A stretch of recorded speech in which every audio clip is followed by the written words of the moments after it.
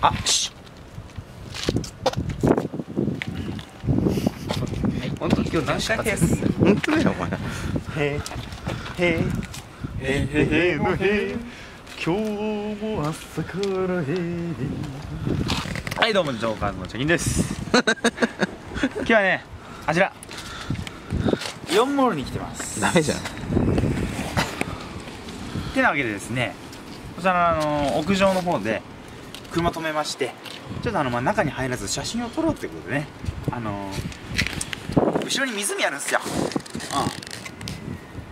おもうみ何やってんだよ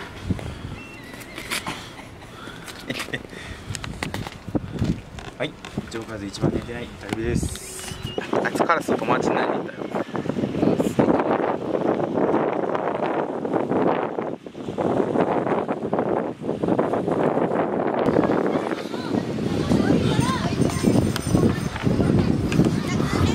あ、たくむあ髪長かったもんな。あ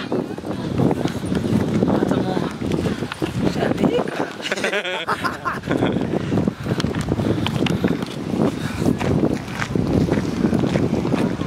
うんちうんちうんち何これ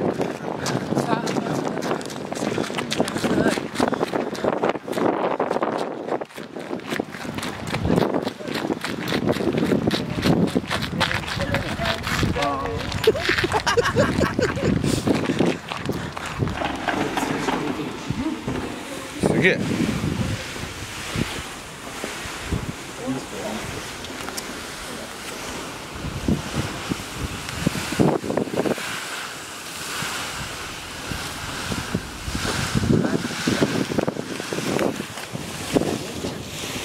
臭い臭い。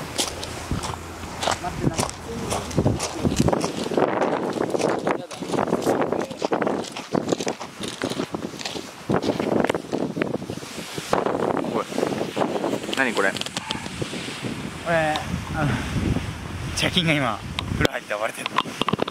中ですごい中にチャキンいるから。あ、そうなんだ。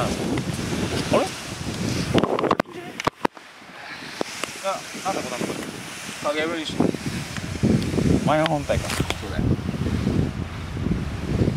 この野郎唐突にやったらクソ面白いね